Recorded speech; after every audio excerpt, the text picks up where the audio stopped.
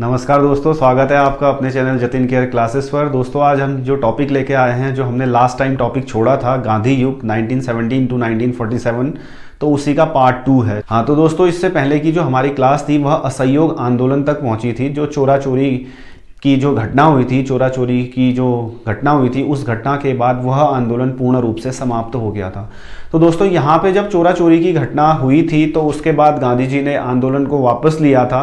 तो यहाँ पे प्रायः चीज़ें यह देखने को मिली थी कि गांधी जी का काफ़ी ज़्यादा भारतीय नेता थे, उनके साथ एक वैचारिक मतभेद हो गया था। तो इन वैचारिक मतभेदों का यहाँ पे जो नेक्स्ट चीज़ निकली थी यहाँ पे, तो वह निकली थी दोस्तों यहाँ पे स्वराज पार्टी।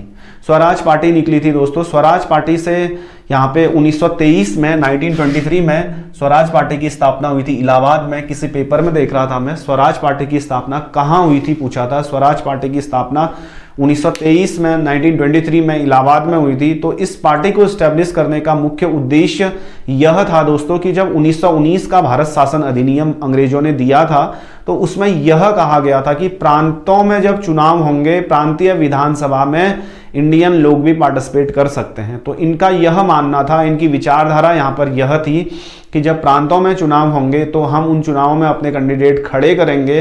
कैंडिडेट जब खड़े करेंगे तो जब प्रांतीय विधानसभा में जब चुनाव होंगे तो हम अंग्रेज जो रूल रेगुलेशन बनाएंगे, हम वहां पर विधानसभा में एक अपोजिशन का काम करेंगे, हम उनके रूल रेगुलेशनों को पारित नहीं होने देंगे।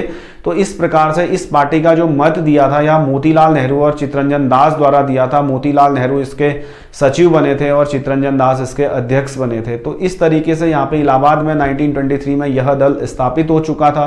1923 के जब इलेक्शन हुए थे, इस इलेक्शनों में इस दल को काफ़ी भरपूर मात्रा में यहाँ पर बहुमत मिला था दोस्तों। फिर दोस्तों ये हुआ ये ना, यह पार्टी ज़्यादा सर्वाइव नहीं कर पाई थी। यह पार्टी ज़्यादा सर्वाइव नहीं कर पाई। पार्टी को ज़्यादा सर्वाइव न करने का मुख्य कारण यह था कि 1925 में चित्तरंजन दास की मृत्यु हो गई थी और इस दल के अधिकांश जो नेता थे, अधिकांश जो कार्यकर्ता थे, उन्हें सरकारी पदों पर नियुक्त कर दिया था, उनके लिए सरकारी पद अलॉट किए थे। तो यही देखते हुए 1926 में जब यह पार्टी दोबारा से इलेक्शनों में आई तो इसको ज़्यादा से ज़्यादा बहुमत नहीं मिला और यह दल प्रायः समाप्त हो गया दोस्तों। तो इस प्रकार से यहाँ पे 1923 में यहाँ पे स्वराज पार्टी आई थी, इलाहाबाद में इसकी स्थापना हुई थी। तो यहाँ पे क्या था ना दोस्तों, जब 1923 में स्वराज दल की स्थापना आई थी, यहाँ पे गांधी जी और जो CR दास थे, चित्तरंजन दास थे, गांधी जी और चित्तरंजन दास के मध्य काफ़ी ज़्यादा वैचारिक मतभेद हो गया था। फिर यहाँ पे किन्हीं नेताओं के सहयोग से यहाँ पे 1924 में गांधी और दास पैक्ट हुआ था। गांधी दास समझौते के नाम से भी जाना जाता है। किसी पेपर में पूछ सकता है गांधी दास पैक्ट कब हुआ था, 1924 में हुआ था। तो दोस्तों फिर यहाँ पे सविनय अवज्ञा आंदोलन शुरू होने वाला था। सविनय मीन्स क्या होता है? सविनय अवज्ञा आंदोलन, अर्थात हम किसी की आज्ञा को न मानते हुए यहाँ पर आंदोलन करेंगे। सविनय अवज्ञा आंदोलन यहाँ पर गांधी जी ने शुरू किया था। 1930 से 1934 के आसपास यह आंदोलन चला था। और जब यह आंदोलन चला था यहाँ पर दोस्तों, इस आंदोलन के तहत काफ़ी ज़्यादा भारतीय नेता थे जिनकी संपत्ति को अंग्रेजों ने यहाँ पर जमा कर दिया था और भारतीयों के साथ काफ़ी ज़्यादा यहाँ पे दुर्व्यवहार देखने को मिला था। तो इस तरीके से दोस्तों यहाँ पे क्या था कि गांधी जी भारतीय राजनीति में इस तरह एक बहुत बड़ा चेहरा बन चुके थे, काफ़ी सक्रिय नेता बन चुके थे भारत के। फिर उस समय हमारे देश के जो वायसराय हुआ करते थे वह वायसराय थे यहाँ पे लॉर्ड इरविन, वह वायसराय थे लॉर्ड इरविन। तो इस प्रकार से इरविन ने गांधी जी से मिलने की इच्छा जताई थी। इरविन ने गांधी जी से मिलने की इच्छा जताई थी। हालांकि इससे पहले लॉर्ड इरविन के सम्मुख गांधी जी द्वारा 1930 में अपनी 11 सूत्रीय मांगें रखी थी। 1930 में जब यह मांगें रखी थी, यह मांगें थी कैसी? भारत में गुप्तचर व्यवस्था को समाप्त किया जाए, या जैसे भारतीयों के लिए भी शस्त्रों का लाइसेंस अलॉट किया जाए, या जैसे भारतीयों के लिए 11 यहाँ पे सूत्री मांगें थी। तो 11 सूत्रीय मांगें गांधी जी ने इरविन के सम्मुख रखी थी। हालांकि यह 11 सूत्री मांगें यहाँ पे लागू तो इरविन ने नहीं मानी थी। तो बाद में यहाँ पे हुआ क्या था कि 5 मार्च 1931 को गांधी जी वर्सेस इरविन के बीच दिल्ली में एक समझौता हुआ, जिसको भारतीय इतिहास में दिल्ली पैक्ट के नाम से भी जाना जाता है। इसको गांधी इरविन समझौता कहते हैं। तो इरविन यहाँ पे समझौता हुआ था, तो गांधी जी ने इरविन के सम्मुख अपनी मांगें रखी थी। तो यहाँ पे 1 नंबर का क्वेश्चन आता है, गांधी इरविन समझौता कब हुआ था? 5 मार्च 1931 को गांधी इरविन समझौता हुआ था। इसको दिल्ली पैक्ट के नाम से भी जाना जाता है। और गांधी इरविन के बीच दिल्ली में बात हुई थी। यहाँ पे इरविन की ओर से इमर्सन द्वारा यह प्रस्ताव प्रायः तैयार किया गया था। तो यहाँ पे गांधी जी और इरविन के बीच जब बातें हुई तो इरविन ने गांधी जी से बोला था, आप जो भी ऐसे आंदोलन भारत में कर रहे हैं, इन आंदोलनों को आप स्थगित कर दें।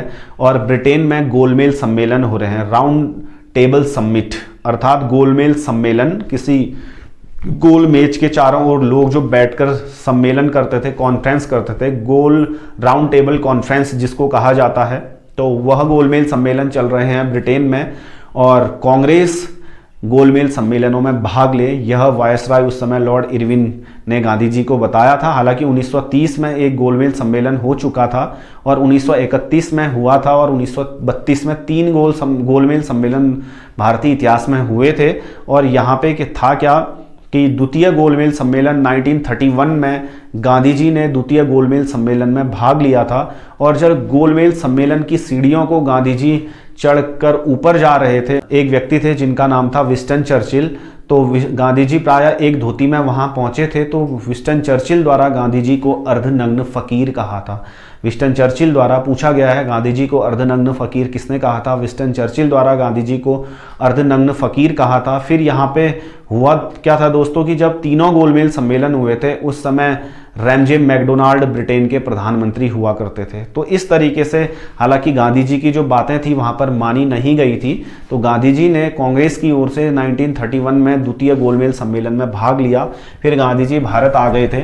फिर गांधी जी ने यहाँ पे दांडी मार्च किया था अपना। दांडी मार्च से तात्पर्य यह था कि ऐसे कोई भारतीय जो समुद्रवर्तीय राज्यों में रहते हैं, वह बिना अंग्रेजों के परमिशन के यहाँ पे नमक नहीं बना सकते हैं। अर्थात अंग्रेजों ने यहाँ पे नमक पर कर लगाया हुआ था। तो फिर इस प्रकार से था दोस्तों कि गांधी जी ने 12 मार्च 1930 से अपनी दांडी मार्च प्रारंभ करी थी। इसमें गांधी जी के साथ 78 समर्थक हुआ करते थे। इसमें गांधी जी के साथ 78 समर्थक थे। जो यह यात्रा थी साबरमती गुजरात से दांडी तक, साबरमती टू दांडी। दांडी गुजरात में नौसोरी डिस्ट्रिक्ट, दांडी गुजरात में नौसोरी डिस्ट्रिक्ट में पड़ता है। तो 78 समर्थकों ने इसमें पार्टिसिपेट किया था। हालांकि जब यह यात्रा दांडी पहुंची थी तो यह एक बहुत बड़ा सा आंदोलन हो चुका था यहाँ पर। तो यहाँ पे सरोजनी नायडू द्वारा महात्मा गांधी का स्वागत किया था इन शब्दों के साथ, हे विधि भंजक मैं तुम्हारा स्वागत करती हूँ करके। तो इस प्रकार से सुभाष चंद्र बोस द्वारा गांधी जी की दांडी यात्रा की जो तुलना है यह नेपोलियन की अलवा यात्रा से की है। तो इस प्रकार से दोस्तों यहाँ पे 12 मार्च से 6 अप्रैल 24 दिनों की गांधी जी की दांडी यात्रा शुरू हुई थी।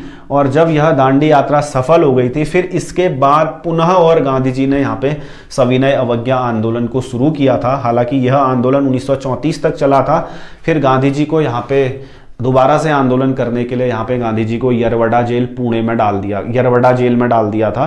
तो यहाँ पे था क्या दोस्तों कि जब ब्रिटेन में गोलमेल सम्मेलन हुए थे, ब्रिटेन में तीनों गोलमेल सम्मेलनों के उपरांत यहाँ पे एक भारतीय थे जिनका नाम था भीमराव अंबेडकर। इन्होंने ब्रिटेन में हुए तीनों गोलमेल सम्मेलनों में भाग लिया था। और इन्होंने यहाँ पे गोलमेल सम्मेलन में दलितों की बात रखी थी कि जिस प्रकार से 1909 के भारत शासन अधिनियम, जिसको कहा जाता था मार्लेमेंटो सुधार, उसमें मुस्लिम वर्ग के लोगों के लिए पृथक निर्वाचन की व्यवस्था की गई थी। 1919 का जब मॉन्टेस्क्यू चेम्सफोर्ड सुधार आया था, उसमें सिख और ईसाइयों के लिए पृथक से निर्वाचन की व्यवस्था की गई थी। तो इस प्रकार से जो यहाँ पे दलितों के नेता थे BR अम्बेडकर, इन्होंने दलितों के लिए भी पृथक से निर्वाचन की व्यवस्था अंग्रेजों के सम्मुख रखी थी। हालांकि वहाँ पे ब्रिटिशर्स ने यहाँ पे हिंदुओं में ही दलितों को बांटने का काम किया था।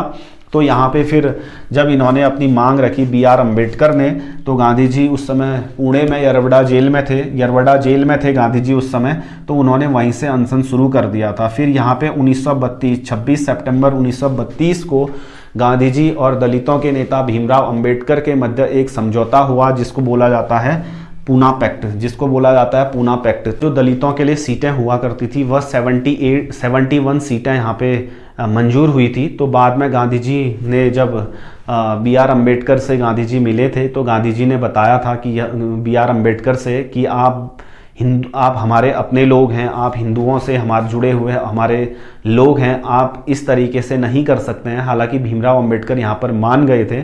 तो फिर इस प्रकार से दलितों के लिए सीटें बढ़ाकर 75 से 147 कर दी थी, और इसमें यहाँ पे भीमराव अंबेडकर आसानी से मान गए थे। और फिर कुछ समय बाद यहाँ पे जो गांधी जी का आंदोलन था जिसका नाम था सविनय अवज्ञा आंदोलन, यह आंदोलन पूर्ण रूप से समाप्त हो गया था। तो इस प्रकार से यहाँ पे दोस्तों फिर क्या था कि 1940 में गांधी जी द्वारा व्यक्तिगत सत्याग्रह शुरू किया था। व्यक्तिगत सत्याग्रह शुरू करने का उद्देश्य यह था कि यह एक नए तरीके का सत्याग्रह था। इसमें अर्थात कि सभी लोग, सभी नेता, सभी मुख्य लोग जनता के साथ न रहते हुए बल्कि एक एक व्यक्ति के माध्यम से यहाँ पे सविनय अवज्ञा आंदोलन शुरू किया गया। और यह पवनार महाराष्ट्र से शुरू हुआ था। और इसके जो पहले यहाँ पे आंदोलनकर्ता थे यह थे विनोबा भावे का महाराष्ट्र में पवनार आश्रम इसका संबंध है विनोबा भावे से। तो विनोबा भावे का यहाँ पे महाराष्ट्र में पवनार आश्रम था। तो यहाँ पे व्यक्तिगत सत्याग्रह जो 1940 में शुरू हुआ था, इसके तहत जो पहले सत्याग्रही हुए थे वह विनोबा भावे हुए थे। तो फिर इसके बाद जो दूसरे सत्याग्रही थे यह जवाहरलाल नेहरू थे, और इसके बाद जो तीसरे सत्याग्रही थे यह प्रायः थे ब्रह्मदत्त। तो इसमें दोस्तों क्वेश्चन पूछा जाता है कि व्यक्तिगत सत्याग्रह कब शुरू हुआ था? 1940 में शुरू हुआ था। और कहाँ से शुरू हुआ था? महाराष्ट्र पवनार से शुरू हुआ था। व्यक्तिगत सत्याग्रह के तहत पहले व्यक्तिगत सत्याग्रही कौन थे? विनोबा भावे थे। और दूसरे कौन थे? जवाहरलाल नेहरू थे। तीसरे कौन थे? ब्रह्मदत्त। तो इस प्रकार से यहाँ पे यह आंदोलन गांधी जी ने प्रसारित किया था। फिर यहाँ पे जो नेक्स्ट आंदोलन है दोस्तों, यह भारत का सबसे बड़ा आंदोलन है जिसका नाम है भारत छोड़ो आंदोलन, क्विट इंडिया मूवमेंट। यह प्रायः 8 अगस्त 1942 से शुरू हुआ था। तो दोस्तों क्या था, पूरा world second world war face कर रहा था। तो उस समय ब्रिटिशर्स, अंग्रेजों ने काफ़ी ज़्यादा मेहनत करी थी, काफ़ी ज़्यादा भारतीयों को मनाया था कि आप द्वितीय विश्व युद्ध में भारत ब्रिटेन की ओर से पार्टिसिपेट करे, भारत द्वितीय विश्व युद्ध में ब्रिटेन को योगदान दे। अर्थात जैसे ही युद्ध समाप्त हो जाएगा उसके उपरांत हम भारतीयों के लिए यहाँ पे आज़ादी से संबंधित कुछ न कुछ व्यवस्थाएं बनाएंगे। तो इसलिए भारतीयों ने यहाँ पे कहीं से कहीं तक ब्रिटिशर्स का साथ नहीं दिया, क्योंकि फर्स्ट वर्ल्ड वॉर में काफ़ी ज़्यादा चीज़ें भारतीयों ने ब्रिटिशर्स से सीखी थी। तो यहाँ पे हुआ क्या था कि 1942 में यहाँ पे एक मिशन भेजा था जिसका नाम था क्रिप्स मिशन। स्टैफोर्ड क्रिप्स एक ब्रिटिश कैबिनेट मंत्री थे। यह भारत कुछ मांगों को लेकर भारत आए थे।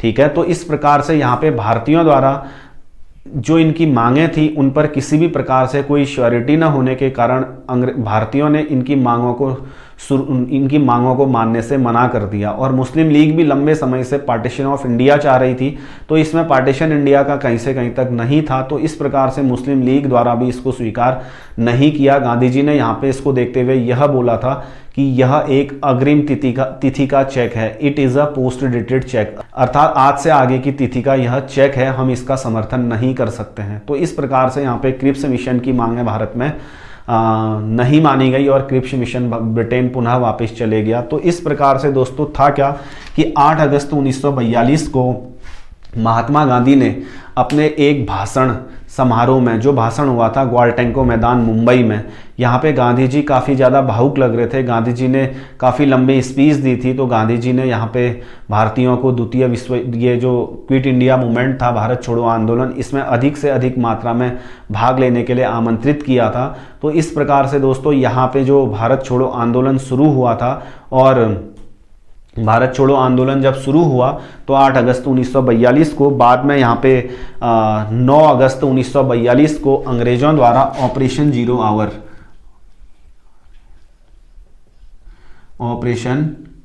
आवर के तहत भारत के जो शीर्ष बड़े बड़े नेता थे उनको अरेस्ट कर दिया था।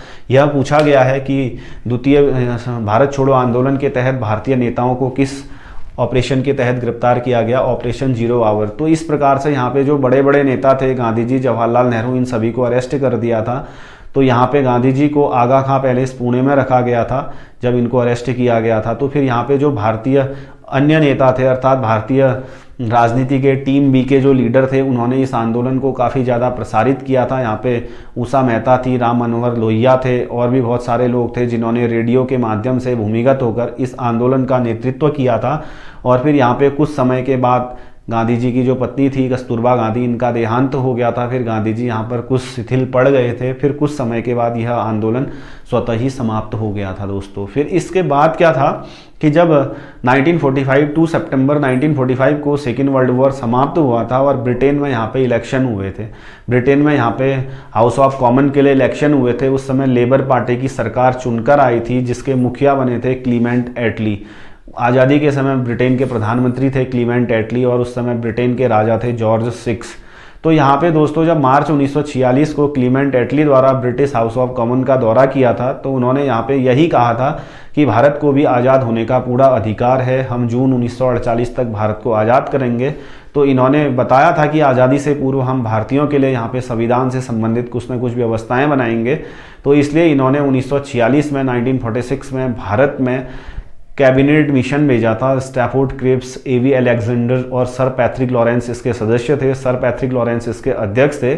तो यह जब भारत आया तो इसने शीर्ष भारतीय नेता पंडित जवाहरलाल नेहरू और शीर्ष नेताओं से बात करी। तो इन्होंने बताया कि हम भारत को ऐसे ऐसे आज़ाद करेंगे और फिर हम यहाँ पे संविधान का निर्माण करेंगे, यहाँ पे एक कॉन्स्टिट्यूशनल असेंबली बनेगी और यहाँ पे एक एंट्रीम गवर्नमेंट, अंतरिम सरकार बनेगी। तो यहाँ पे 2 सितंबर 1946 को अंतरिम सरकार की स्थापना हुई। मुस्लिम लीग प्रारंभ में इसमें शामिल नहीं हुई।